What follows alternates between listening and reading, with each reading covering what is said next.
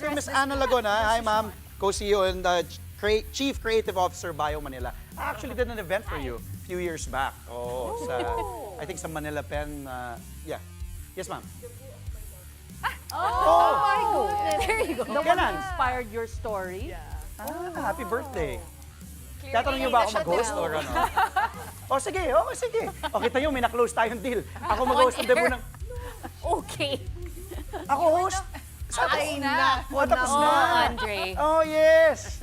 Ako, hindi ka na niya kukunin sa next month. Wala niya. Matagal pa naman ang kasal eh, so okay lang. Baka mahulog sa upuan si Ma'am Ana. Thank you, Ma'am Ana. Thank you for guesting and great episode again. Big story. Thank you so much to Sestri Lon, to Sean Yao, gaya-gaya sa outfit, pero maganda. And to Pauline Versosa. Andre! Mabilis ang karma, guys. Thank you.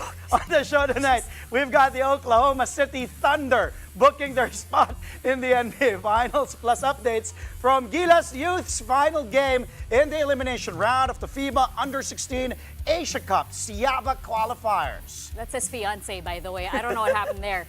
And we show you highlights from the PVL Press Corps Awards night, including what some big winners had to say about their honors. Magiging ano naman na din siya, Felix. And, I'm Andre Felix. and I'm Jessica Tuncano. And here's tonight's play-by-play.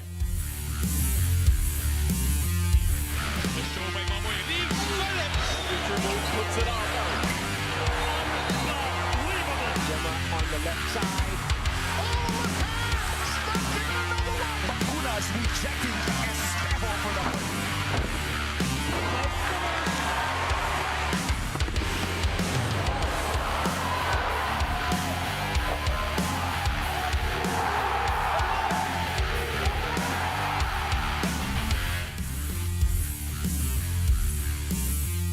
Well, for the first time in 13 long years, the Oklahoma City Thunder are back on the NBA's grandest stage. OKC finally knocking out the gritty Minnesota Timberwolves, officially claimed the crown in the Western Conference and advanced to the NBA Finals. The Thunder wrapped up their best-of-7 series with the Wolves in dominant fashion, winning Game 5 by 30 huge points, 124-94.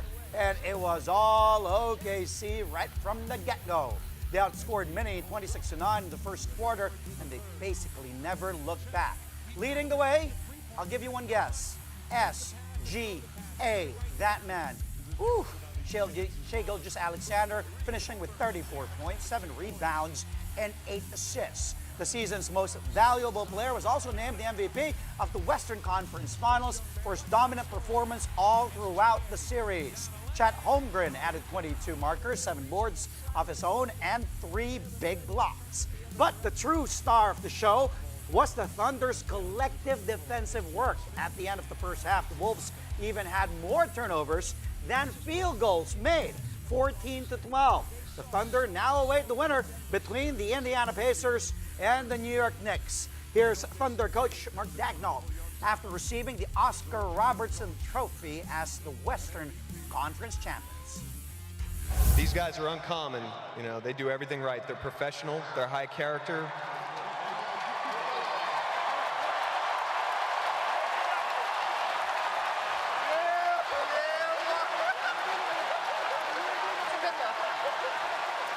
They're idiots. They're competitive. And most of all, they're team first. They embody everything it means to be a team. What are you most proud of about what your team has been able to accomplish so far? I'd expand it past this year. You know, shout out to Mr. Bennett, who had a vision 17 years ago.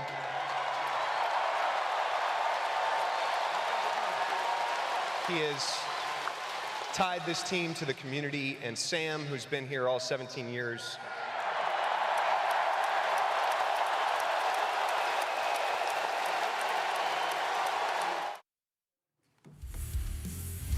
Was there even any doubt that Shai Gilgeous-Alexander was also going to be the Western Conference Finals MVP?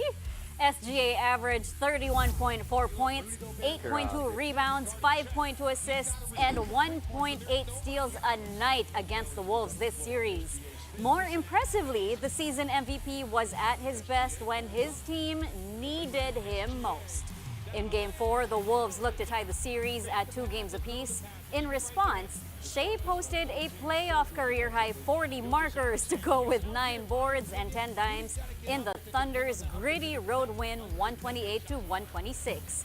SGA now has a chance to become the first player to win all 3 MVP awards in the regular season, conference finals, and NBA finals in the same season. He can also become the first reigning MVP to win the NBA championship since Steph Curry in 2015. Yeah, it's a really good feeling. Think stuff you dream about as a kid. I just want to shout out these fans. They've been here.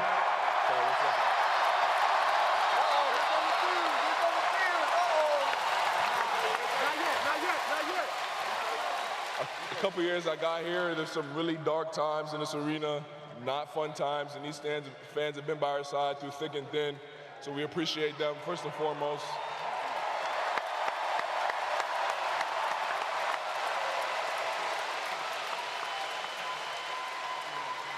And then, of course, I want to thank my teammates. Without them, I'm nothing.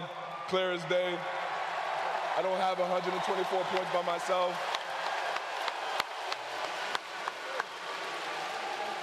I love these guys to death. Now, with all that being said, this is a step in the right direction, but we have a lot more work to do, and we know that, and that's what we're focused on. So let's buckle up and get ready. The Western Conference Finals between the Thunder and the T-Wolves had a lot of promise from the moment it was set. But as we all saw, many needed a lot more to hang with the top seed. The Thunder completely dominated the Wolves in 3 out of the 5 games they played, including today's clincher. And of course, one of the keys was OKC's ability to contain Minnesota's 2 best players. In the pivotal Game 4 encounter, Julius Randle scored just 5 points on a dismal 1 of 7 shooting. In the final game today, Anthony Edwards settled for 19 markers while hitting 7 of 18 from the field, including 1 of 7 from deep. In a post-game media scrum, Randle discussed his team's shortcomings while facing OKC. Just not executing, just mental lapses, and they capitalize on them. You know, this is a team that you got to beat. They're not going to let you beat. They're not going to beat themselves. So we got to execute at a high level. We just didn't. Super disappointing, but just the series in general, disappointing. I feel like we know we're a better team than what we showed. So a lot of motivation going into the summer for sure. Yeah, I don't think we ever really gave ourselves a shot. You know, kind of the theme of all the games we play well in spurts, but you know the spurts that we didn't play well, you know, we really hurt ourselves. You know, if we didn't play well on the offensive end, we had a lot of defensive errors that hurt ourselves as well. So just got to be better, but got a lot of time to reflect and regroup, and you know, from a personal standpoint, see how I can get better. Here at home, a new generation of gymnasts soared in Ilocos Norte as the vault event took center stage at the 2025 Palaron Pambansa. Once graced by Olympic gold medalist Carlos Yulo, the Palaron vault now showcases rising stars hoping to follow in his golden footsteps. A look into the competition in this report. We have made our way to the Ilocos Norte National High School for the elementary and secondary level men's vault finals. Join me as we find out who will bag the gold.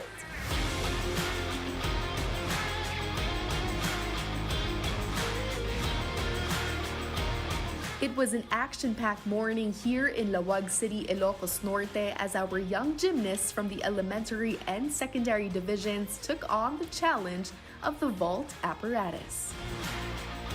In Cluster 2, it was Dean Gungob of the National Capital Region who claimed the top spot, scoring 11.600. Dean is no stranger to victory. He previously brought home 6 gold medals in the 2023 Palaron Pambansa despite only beginning his gymnastics journey in September of 2022. Doon po kami nagtitraining sa school. Tapos dinala po kami sa Intramuros. Tapos nagtuloy-tuloy na po. Happy po ako dahil po nakapag-gold medalist po ako sa Palaron pambansa. Over in Cluster 3, the competition was fierce, with the top 3 gymnasts separated by narrow margins. Ultimately, it was King CJ Pernia, also from NCR, who secured the gold medal with a total score of 12.325.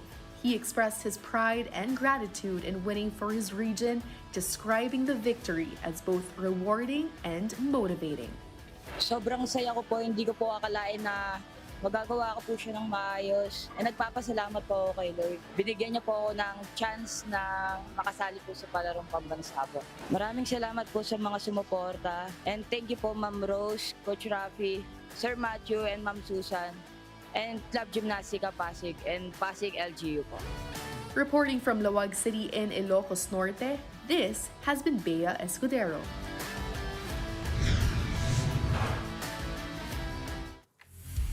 Coming up, a night to remember for Philippine volleyball's finest.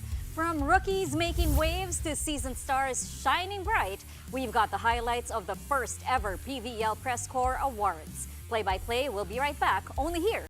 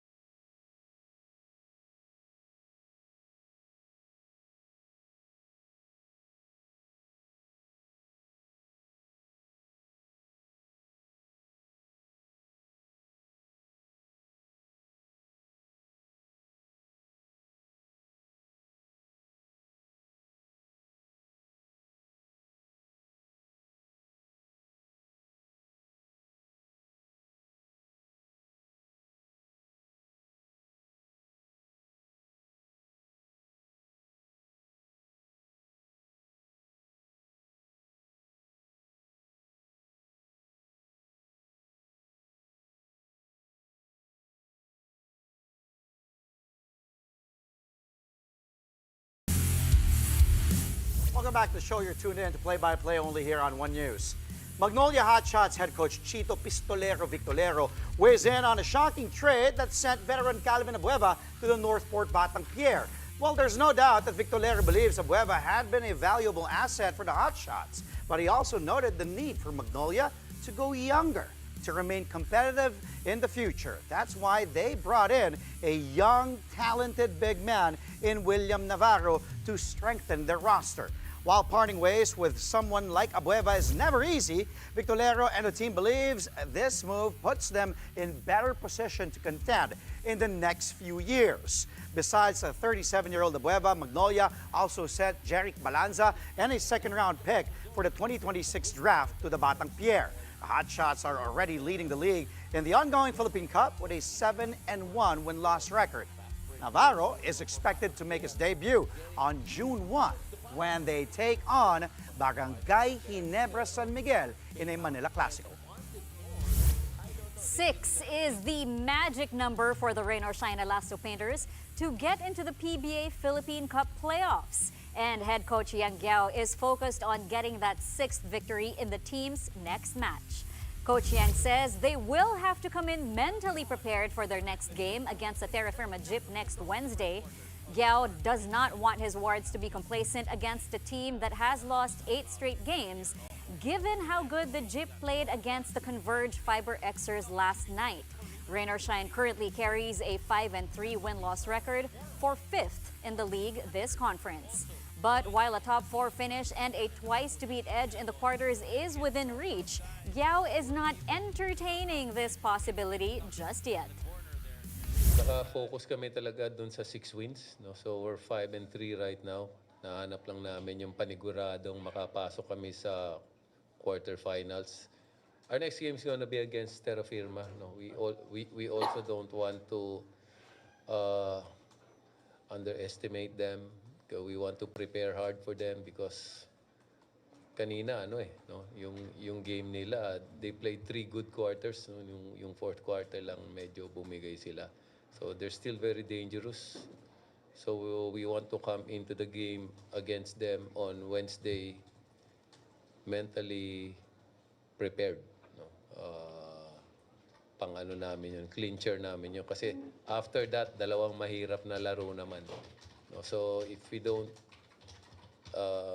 play really well on that game, it's gonna be harder getting the 6 wins that we're looking for. Kaya na namin po problemahin kung makaka-top 4 ka o hindi. Basta importante, makapasok ka muna dun sa next round. And yun nga, 6 wins gets you there.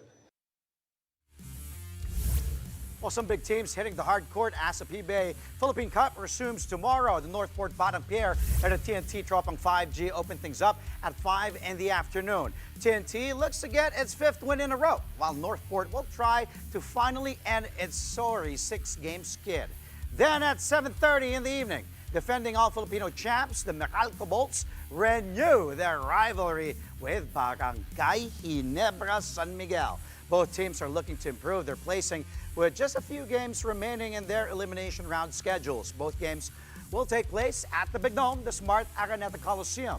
But of course, you can also catch them live on PBA Rush, RPTV, and the Pilipinas Live app. It was an evening of celebration and history in Philippine volleyball as the PVL Press Corps held its first ever awards night. Here's a look at the highlights from the ceremony honoring the league's brightest stars and breakout performers. The stars of Philippine volleyball took center stage during the first ever Pilipinas Live PVL Press Corps Awards night held in Quezon City on Wednesday night. Celebrating excellence on and off the court, the league honored standout performers from the past season in a night filled with pride, recognition, and inspiration. Thea Gagate of the Zeus Coffee Thunderbells was named Rookie of the Year following an impressive debut season in the pros. Alyssa Eroa, formerly of the Galleries Tower High Risers, earned Comeback Player of the Year honors for her gritty return to form after a 3-year absence from the league. Eli Soyud of the Yakari Chargers was hailed as the most improved player, while Petrogas veteran Chi Saet claimed the Miss Quality Minutes Award. The PVL Press Corps also announced its mythical team, while Brooke Van Sickle, also of the Petrogas Angels, secured the highest individual honor, the inaugural Season MVP Award. Some awardees, like Best Opposite Hitter Trisha Tubu of the Farm Fresh Foxies, were still in disbelief after receiving their recognitions. Napakadaming mas magagaling na players dito sa PVL pero isa ako sa mga nabigyan ng awards kaya sobrang thankful ako talaga. Kailangan talaga maintain ko yung kung ano yung meron ako ngayon. But one of the most awaited moments of the evening came when the Creamline Cool Smashers were named Team of the Year, adding another achievement to their decorated legacy. For the team, the award serves as added motivation after falling short in their title defense in the recently concluded All-Filipino Conference. We're coming from a great loss from the last conference, so we're really working hard to prepare for the next conferences ahead. Testament po siya sa mga ginagawa po namin this year, so we're very happy. The event also put the spotlight on the top players from the Spikers turf, as well as streaming partner Pilipinas Live, which received a special citation for its continued support of the sport. The PVL and its press corps hope this marks the beginning of an annual tradition that honors not just the stars on court, but the entire volleyball community. Following a successful awards night, volleyball fans now shift their attention to the upcoming PVL Rookie Draft and Combine happening in the coming days. Now, even before the aforementioned PVL draft, the Zeus Coffee Thunderbells have already been busy with new signings this offseason. And their latest acquisition, veteran middle blocker Micah Ortiz. The former USC standout joins the Thunderbells after recently parting ways with the Choco Mucho Flying Titans. The 33-year-old Ortiz brings a veteran presence and championship experience to the young Zeus Coffee squad. She also strengthens the team's front line, which already includes Rookie of the Year and Best Middle Blocker Thea Gagate. Ortiz joins a growing list of Zeus Coffee's new additions, which already include libero Alaysa Eroa, winger Fiola Ceballos, and setter Rene Mabilanga. Coming up, Gilas Youth going for that perfect run to wrap up the elimination round of the FIBA Under-16 Asia Cup Siaba qualifiers. A look into their game against Malaysia when play-by-play returns only here on One News.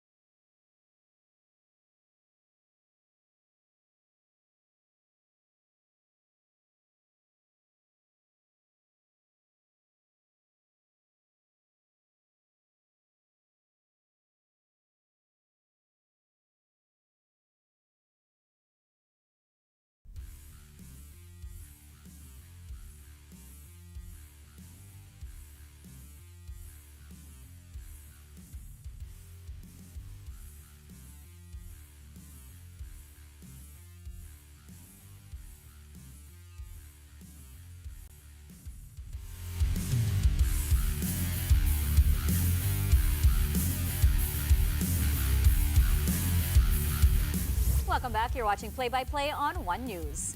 A perfect slate for Gilas Pilipinas Youth in the elimination round of the FIBA Under-16 Asia Cup Siaba qualifiers.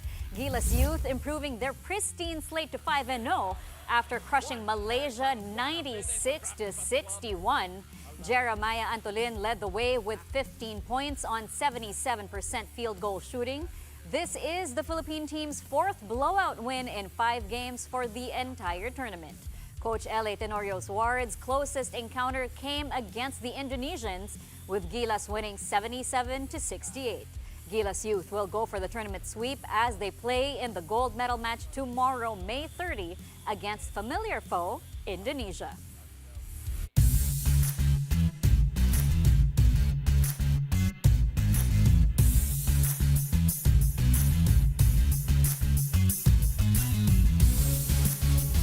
puro tayo basketball na highlight reel. We'll enjoy it while tuloy-tuloy pa ang NBA season. So we have the PBA as well and the NBA, of course.